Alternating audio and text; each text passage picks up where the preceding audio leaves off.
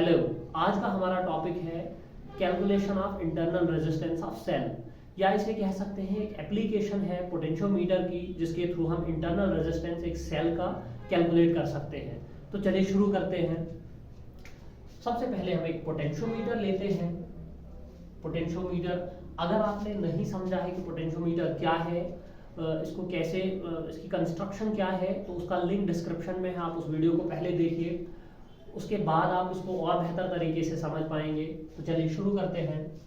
तो यहाँ पे हमारे पास एक वायर होती है पोटेंशियोमीटर के अंदर, और एक सर्किट होता है, एक बैटरी, एमीटर की, और साथ में एक रिहोस्टेट होता है। ये हमारे पास हो जाता है पोटेंशियोमीटर का सर्किट कंप्लीट। रिहोस्टेट यहाँ पे करंट को एडजस्ट करने के लिए यूज होता है।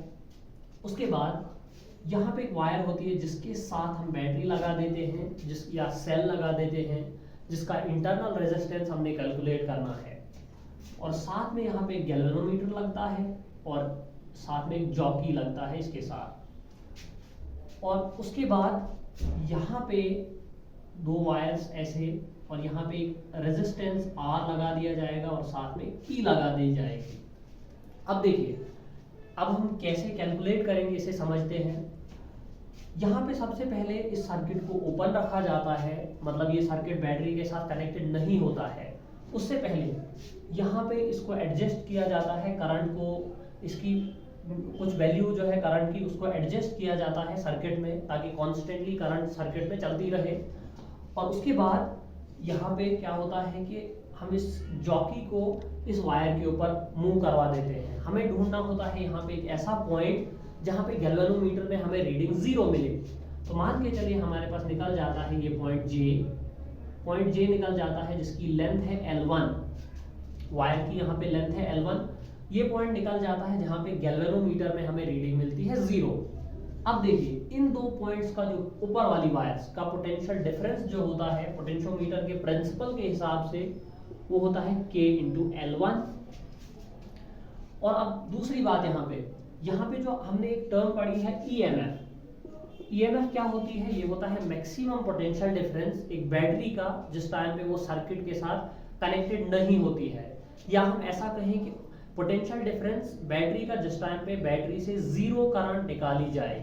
अब देखिए, यहाँ पे हमने सर्किट तो जुड़ा हुआ है, इस पॉइंट और इस पॉइंट का जो पोटेंशियल डिफरेंस है वो सेम है, अभी जाके करंट फ्लो नहीं कर रही है। लेकिन यहाँ पे सर्किट जो है उसमें 0 करंट चल रही है। इसका मतलब यहाँ पे जो पोटेंशियल डिफरेंस है वो इक्वल है EMF के। तो मैं लिख सकता हूँ V is equal to KL1, यहाँ का पोटेंशियल डिफरेंस सेम यहाँ का भी है, तो इसको मैं लिख सकता हूँ EMF के इक्वल। तो EMF निकल गई हमारे पास K into L1, K constant है। अब देखिए दूसरा स्टेप क्या है उसके बाद इस पॉइंट को, ये जो सर्किट है इसको क्लोज किया जाता है, मतलब इसको कनेक्ट किया जाता है बैटरी के साथ। अब इस सर्किट में जो है कुछ करंट चलेगी I, और उसके बाद हम फिर से यहाँ पे एक ऐसा पॉइंट ढूंढेंगे जहाँ पे हमें गैल्वेनोमीटर में 0 रीडिंग मिलेगी। अब आप कहेंगे कि यही पॉइंट क्यों नहीं होगा वो, तो हम देखिए, हम जानते हैं कि EMF जो है वो मैक्सिमम पोटेंशियल डिफरेंस होता है। तो जब इसमें से सर्किट में से करंट निकलती है, तो उस टाइम पे पोटेंशियल डिफरेंस जो है बैटरी के टर्मिनल्स पे वो ड्रॉप होता है, मतलब कम हो जाता है। इसका मतलब पॉइंट दूसरा होगा। तो अब हम दूसरा पॉइंट ढूंढेंगे, मान के चले यहाँ पे मिल जाता है, और इसकी लेंथ है L2, point J dash L2 length है। तो यहाँ का जो पोटेंशियल डिफरेंस होगा वो हमारे पास निकल के आएगा K इंटू L2, और यही पोटेंशियल डिफरेंस होगा इन दो पॉइंट्स का, बैटरी के दो पॉइंट्स का। और यहाँ पे देखिए एक और चीज, यहाँ पे जो ये सर्किट लगा हुआ है, बैटरी है, साथ में एक रेजिस्टर लगा हुआ है जिसमें करंट I फ्लो कर रही है, और इसका रेजिस्टेंस R है। तो यहाँ पे इन दो पॉइंट्स के बीच का पोटेंशियल डिफरेंस कितना होगा? V is equal to IR। और यही पोटेंशियल डिफरेंस होगा इन दो पॉइंट्स का, क्योंकि बीच में कोई रेजिस्टर है ही नहीं, ये वायर्स है जिनका हम अभी के लिए मान के चलते हैं कि 0 रेजिस्टेंस है। तो इसका मतलब मैं लिख सकता हूँ यहाँ पे मैं लिख सकता हूँ V जो है वो I इंटू R के इक्वल है। इसको हम अलग से लिख लेते हैं साइड पे इक्वेशन। अब देखिए, इसको मैं यहाँ पे लिख लेता हूँ E बाई V ये आ जाता है हमारे पास के L1 अपॉन के L2, ये और ये कट जाएगा L1 अपॉन L2। अब देखिए हमें पता है कि EMF एक सेल की वो होती है V plus I into R. V क्या है? Potential difference. जब अभी हमारे पास ये सर्किट है, जब करंट तो फ्लो कर रही है उस टाइम पे इन दो पॉइंट्स का पोटेंशियल डिफरेंस और करंट सर्किट की मल्टीप्लाई बाय इंटरनल रेजिस्टेंस। अब देखिए मैं लिख सकता हूँ इसे E माइनस वी, इसको इस वाली इक्वेशन को ऐसे ही रखेंगे, E minus V is equal to I into R. यहां से हम निकाल सकते हैं I is equal to V by R, तो मैं लिख सकता हूं यहाँ पे V by R into R, E minus we.